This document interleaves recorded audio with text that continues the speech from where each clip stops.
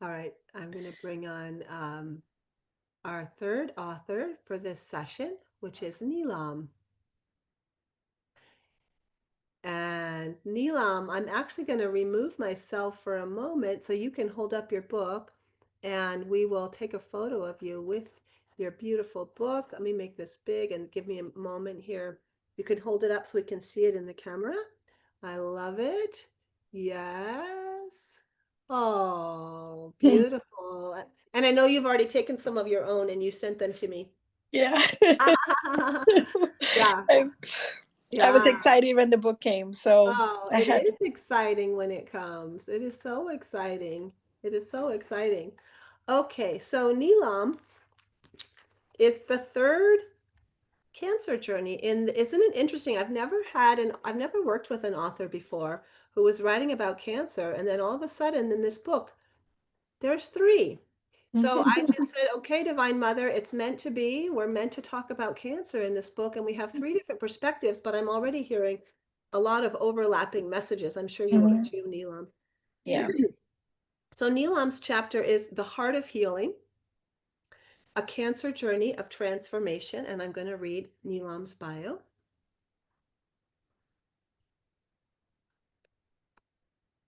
Neelam says, my life's purpose is harmonizing heart and mind. Since 1992, I've practiced heartfulness. This is heartfulness meditation. I can say me, Laura Cornell, Mhm. I'm also a heartfulness practitioner.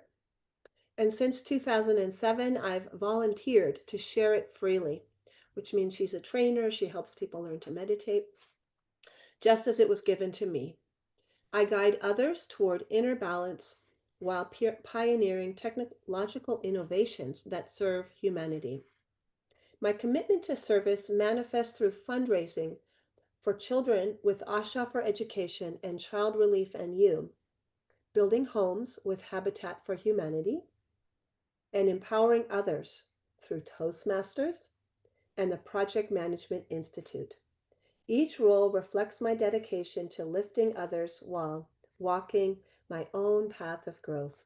My academic journey from the Stanford Innovation and Entrepreneurship Program and AI certification, a bachelor's of science from San Jose State, and an MBA from UC Santa Cruz, represents my pursuit of knowledge that bridges tech advancement with human centered values. And that's really the best, right? When we can combine. My purpose is crystal clear to demonstrate how technology, guided by mindfulness and heart centered wisdom, can transform our world while honoring our shared humanity. That's beautiful, Neelam. And you certainly had an experience in shared humanity with your cancer journey. There's nothing like a cancer diagnosis to kind of make us humble, huh? Yes, absolutely. And realize that the heart and the mind uh, bridges together, and it needs something to bring it all together. So, yeah. Well, I know you're just incredibly passionate about heartfulness practice and how that helped you. Do you want to tell us first? I know you were diagnosed with stage 4 cancer. Um, what some of the hardest points were, and then maybe we can talk about how heartfulness was able to gradually seep in through the cracks and come back into your Mhm. awareness. What were some of the hardest parts? What was it like As when you you got know, when you got the diagnosis? right. I would share 3 points. Some of them are copy paste to the other authors, Camelia and Suzanne. First is, you know, figuring it out that my life is shattered. Now, what do I do? We need to go back to our grounding faith, our practices, something, as she said, piggy bank. Look at our piggy bank, what we have done, what can we use as reserves. And number two is the the stamping of the heartfulness practice. I did it prior to sharpen the mind, to connect with my heart and soul, to have my life purpose. But really, it didn't sink in till you go through the cancer experience to say, aha, this is what it means. So most of us, when we start any practice, we have it all in our head. and we think we're doing it. But until we go through this rock bottom experience in our life, we realize, oh, this is my lifeline. It is not something to enhance me, to make me a better person. Oh, God is, there's a someone higher self and it's somewhere there and I'm somewhere here. Actually, you realize it's all in you. You are that higher self. And number three is the practice of meditation. Really, when I taught before, maybe I wasn't all that there at the time. Maybe I couldn't relate to them. Mm. I was this high executive at Intel and Cisco. So people who came to me, to learn meditation, maybe I wasn't giving them 100% because I wasn't there 100%. Wow. So having that growth within is the process. It's not that you say something, audio, video not matching, the words say what you mean what you say. Those sentences have very different meaning in our lives when we go through it. As Camila says, the perspectives change. A simple thing as breath could be taken away. So you got to deepen, the breath to know that that breath is there in me and I can do anything. So having to combine what others were saying and reflecting out that we all learn similar messages, different paths. So those are the difficult moments that we kind of take away from. So I love that. And I haven't heard you say that before, that mhm, you were a meditation trainer, but before. maybe you weren't there with people on that human level of what they're Mhm, going through. And once you got your cancer diagnosis, that changed. Take us back. Let's slow it down. mhm. Take us back to that moment when you got the diagnosis. Were you surprised? Were you shocked? Were you expecting it? What happened? How did the doctor tell you? What happened in your body, your mind, your heart? What happened? This moment I would never forget. And I think this is the moment where I connect with others as well. Mm. uh, the shattering experience. So it was just an ordinary day. I was working and I felt something odd. I was in a meeting where 40 people were giving me a presentation of a decision that I had to make.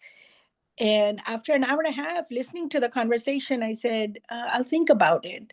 So one of the guy just said, F word, Neelam, are you sure? We spoke for an hour and a half and now you're going to take another time to think about this? F And word? He swore at you? yeah, they all do that in a tech world. So it's all very common. Really? Yes.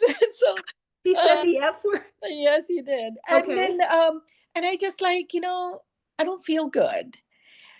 And I didn't hear everything, guys. And they were like, oh, Neelam, are you kidding me? This has never happened before.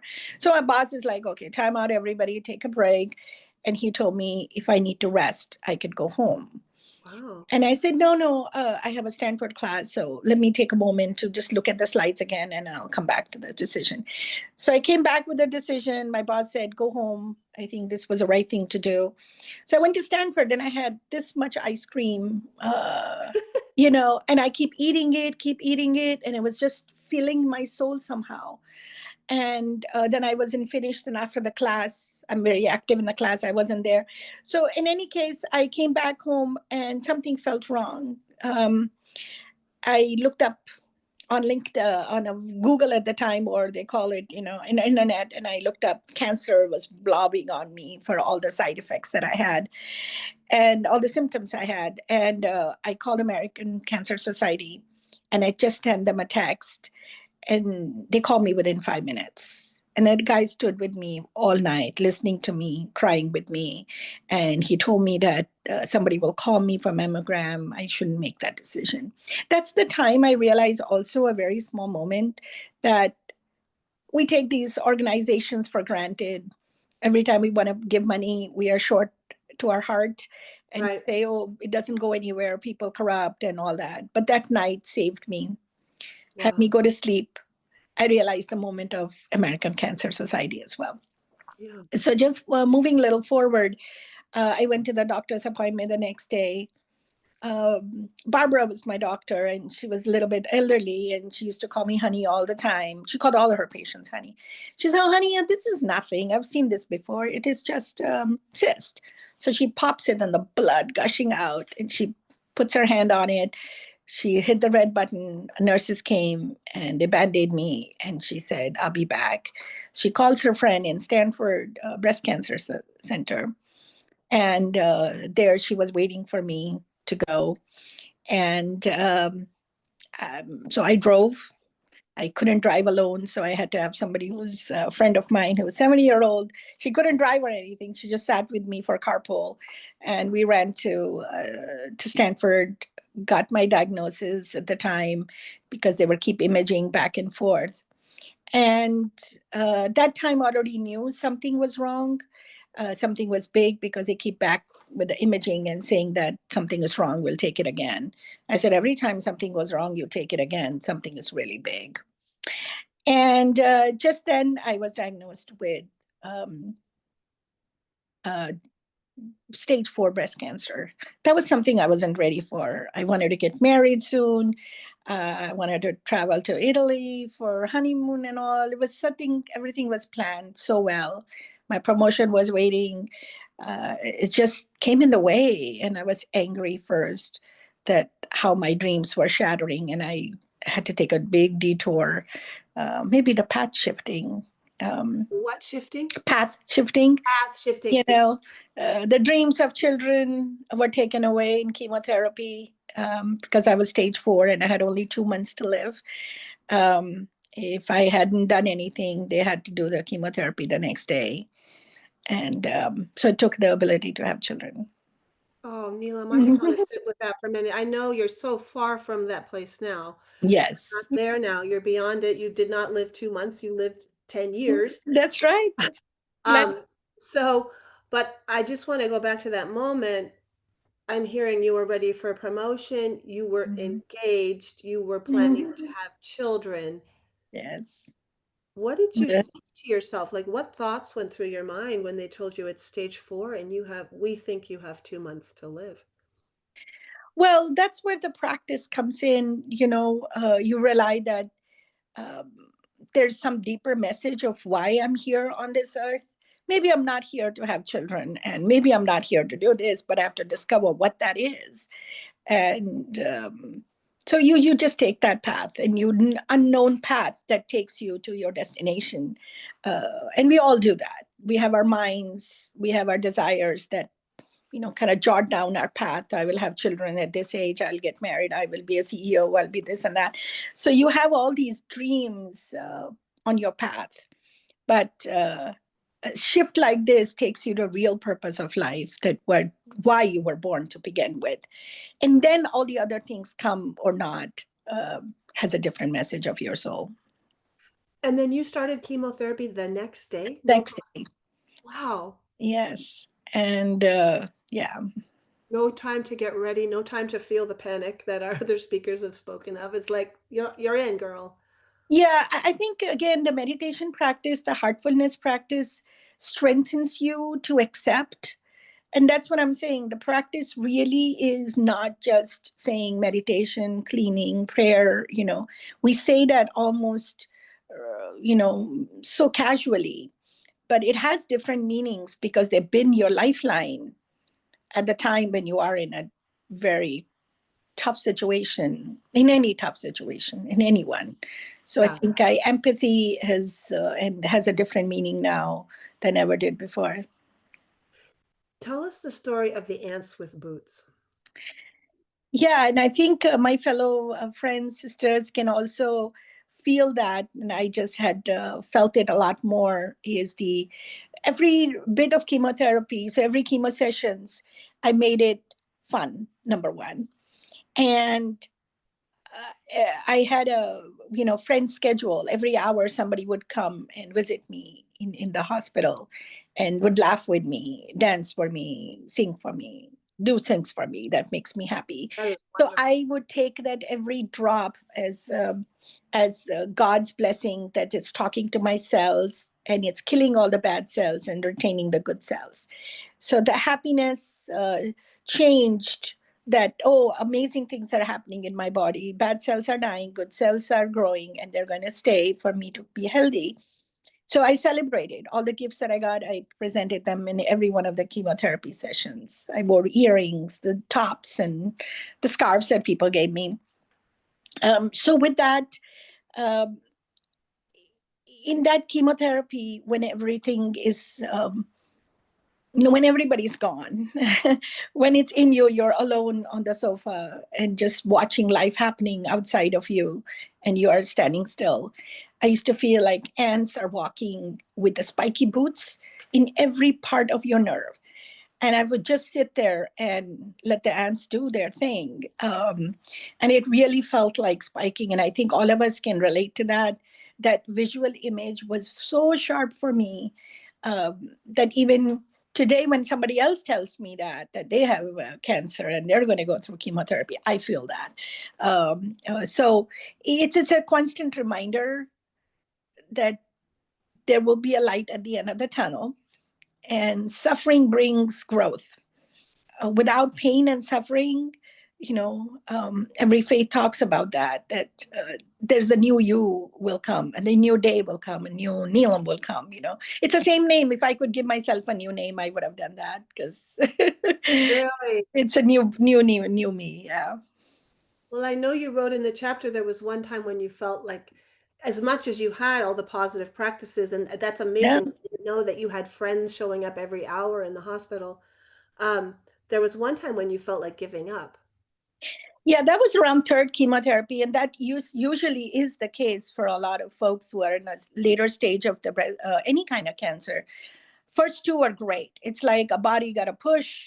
You got like, oh, I got to push. Okay, I can get up. The second time, you're like, oh, I got to push again. Okay, I've seen this before, but I can get up. The third or fourth is where you just want to give up because it's so hard. Um, the world is going on without you. That's one huge detachment. Number two is you can't eat anything, you can't drink anything, um, and you can't even meditate because there's so much demolition that's happening inside of you, that your mind also thinks about what you didn't get, what you could have had. uh, she got it, I didn't. What did she do to deserve this $1 million home, a CEO, and all that? And I was on that trajectory, and I didn't get that. So that this feeling pity, feeling sad for yourself, but you have to snap out. And that's when you pray, like, help me snap out. I'm thinking of this. And I would just pray, and people would show up at my door. My door was always open 24/7.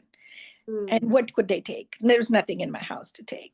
They would take me, and well, I'm not good to anybody. So, at that time, so house was open all the time. mm, And everybody just came and visited me, talked to me.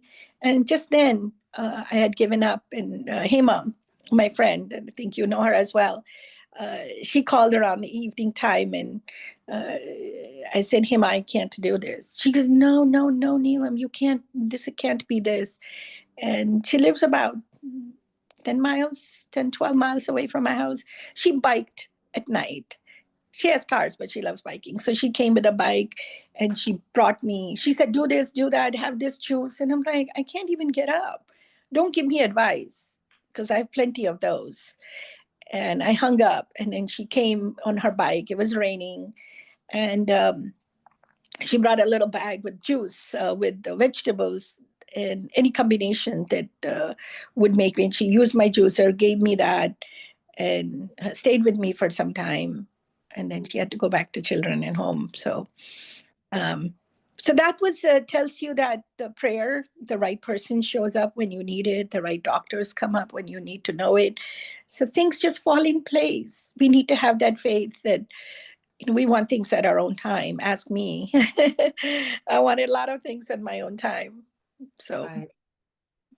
That's beautiful. And once again, the power of a friend to show up and make you juice when you couldn't make your own juice because you and just. that's the community that also, souls that we bring with us Mhm. from pre-contract, and they show up in a very different ways. The least expecting people I would expect, who were my friends and so never showed up.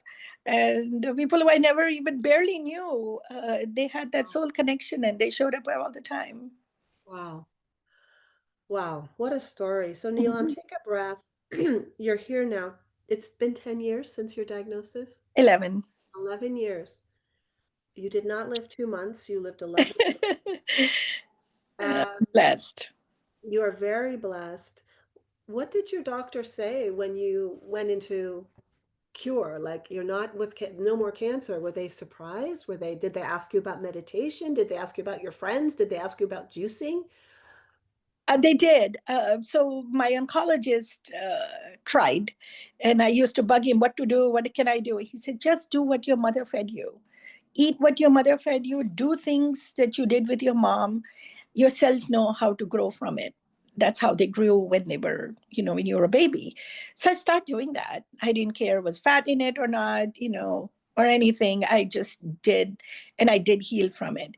So somehow my mother is no more at the time when I had cancer. I don't know if she could have taken it, but she would have done all these things for me if she was alive. But she sent all these people, one at a time, like Hema, Davina, all my sister, and so many other folks who brought me strawberries when I went to a farmer's market. So this is a tradition. Everybody so many people after meditation, they go to farmer's market. They will see strawberry, blueberries, and organic ones. They bring it at my door and then go home. So things like that, people would just show up. So learn to have no expectations, no demands. As Camila has also said, perspective changes with your relationships. Our soul learns from relationships, from pain, from, um, you know, things that happen to us. I would just say that good, bad, indifferent. So, Hmm, beautiful. Well, I'm going to thank you, everybody. If you want to put any words mm. of appreciation for Neelam into the chat, please do that. Let me just see what we have. Premila saying, thank you for your sensitive dive into looking at life with care, love, and blessings going forward. And Milse, it looks like you met this experience with so much grace, Neelam. Maureen, thank you, Neelam. So much wisdom, humor, blessings, insight, and growth. Wendy, thank you for sharing your story. I loved hearing your amazing, tender journey. Do you have any final words you want to share with us, Neelam? Yes, I think I would suggest that since the heartfulness practice, which is simple meditation, going within, checking into your heart and soul, and all of us do that in some way, the cleanliness of or cleaning, which is the evening removing of all the accumulation so that you have a better day next day, and forgiving as part of that, and surrendering as part of the prayer. I think that simple practice really gave me different dimensions of what that means to me, Mm, the community that brought it together. So it was my unseen thread of life that mm. got me to the other side of the ocean, or you want to call it a boat as in another analogy, that took me from one shore to the other. So, yeah, I'm thankful for that. And I spread the word of it as much as I can.